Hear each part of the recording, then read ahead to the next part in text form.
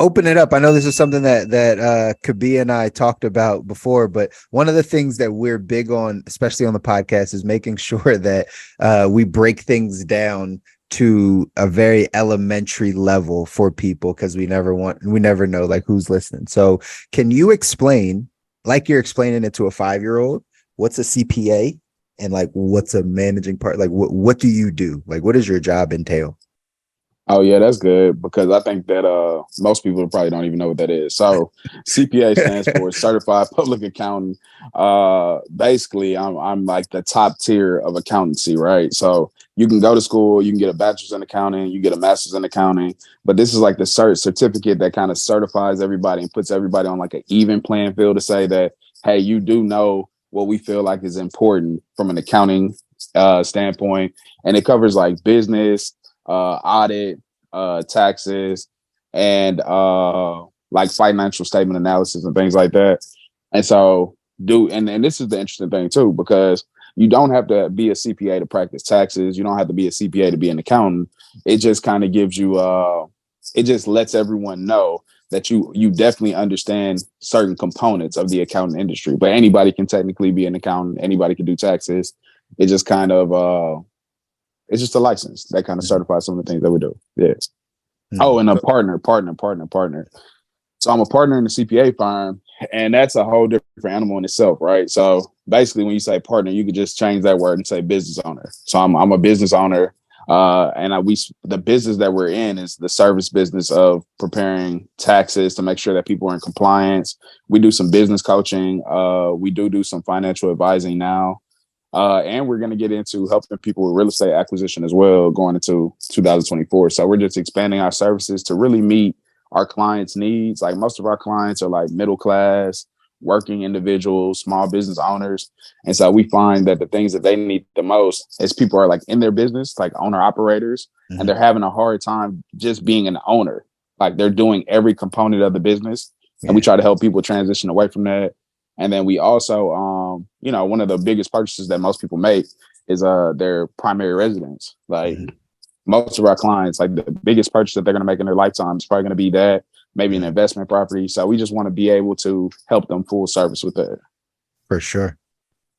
So CP, appreciate you making the time to be on the podcast. We've been looking forward to having you for a while now.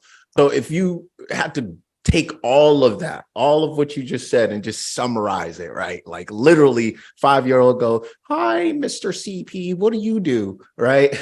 Just like, give me like a sentence. Give me like a one sentence of like, bam, this is what I do.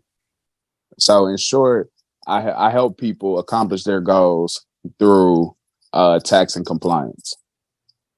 Got it. And I guess compliance is not a 5-year-old word, but taxes and rules. Taxes and rules. Okay. And are these all people or certain types of people or businesses? And like who are these people?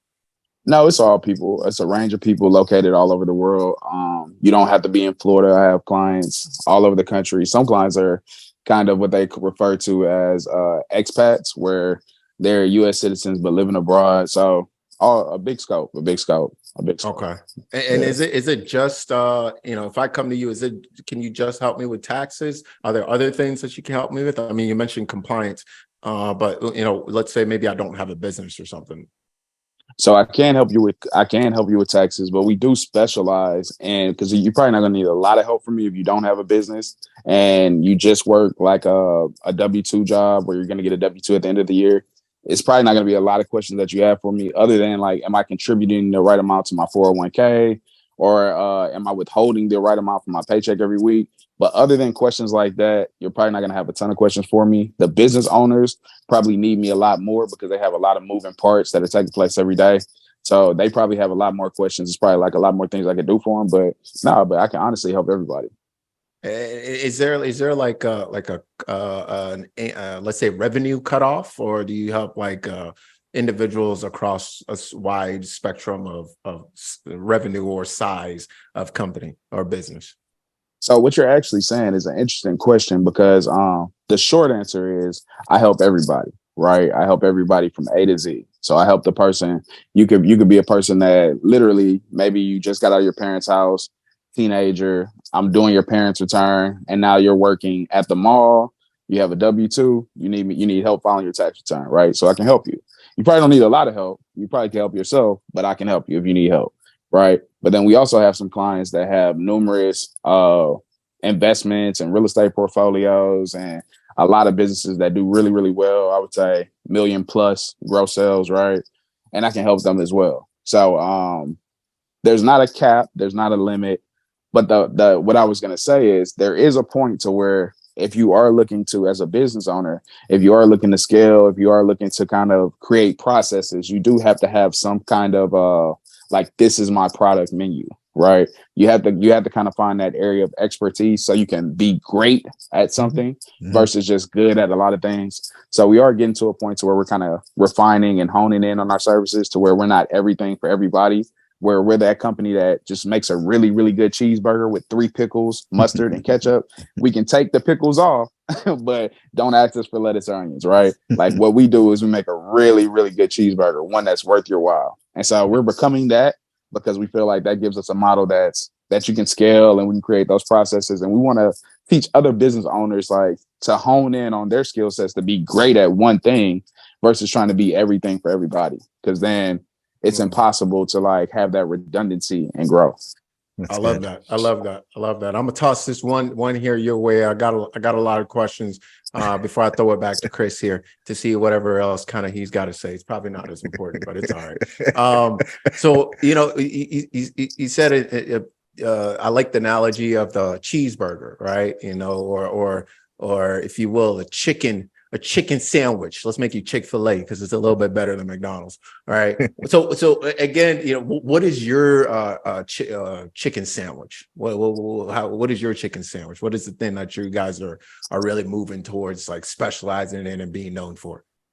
So I think our chicken sandwich is going to be our ability, in short, our ability to help business owners scale their business. That's going to be the chicken sandwich. What we found is that you have companies like H&R Block, you have TurboTax, which cater to a certain demographic of taxpayers, right? And then you have like regional firms, and then you have like the big 4 firms that really cater to like those bigger clienteles, like those bigger companies, the Fortune 500 companies. And then you have like this middle class that's really, they're just kind of floating around. Like no one's really catering to them. There's a lot of CPs out there that people are going to, but there's not really like a middle class accounting firm that's really just catering to like that middle class. And so we want to be that. And so what we asked ourselves is like, well, what's important when you're dealing with the middle class? And then that's when we get into like investment properties, retirement structure, business owners that want to be owners and not owner operators, right? And so that's becoming our chicken sandwich. Like our chicken sandwich is becoming like what the middle class wants to eat every night for dinner. Like we're not really focusing on the class below the middle class. We're not trying to go too much higher than the middle class. Like our focus solely is that middle class person that doesn't have anyone that's trying to relate to them or speak to them. Yeah, that's huge.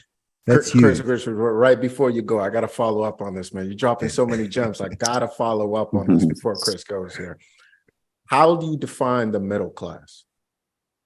That's a good question. The middle class to me is like a range of household income. I would say it starts at maybe about 60, 70K.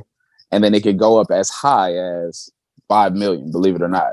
You know what I'm saying? Like that. Whoa. For me, you're still middle class. Like I have some clients that are in that 5 million category, and they don't have the ability to like just do whatever, whenever. They still have to be conscious of their spending and how they're moving.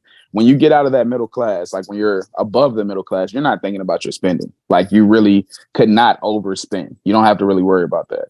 Like, so we're just below that threshold where people are still worrying about their spending. They might be taking that nice vacation. They may have that nice house, but they're still conscious of their spending, and they're still worried about what they're doing with their dollar. Right. So we want to deal with the people that are concerned about their spending. The people that are not concerned about their spending, not our client.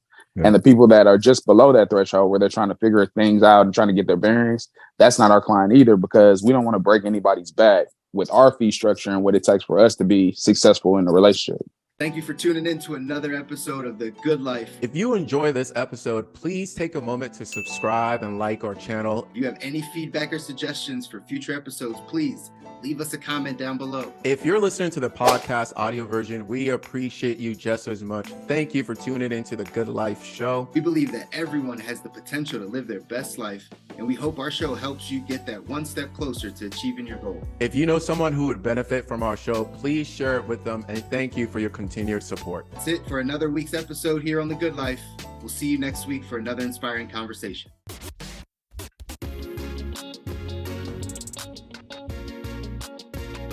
Welcome to The Good Life.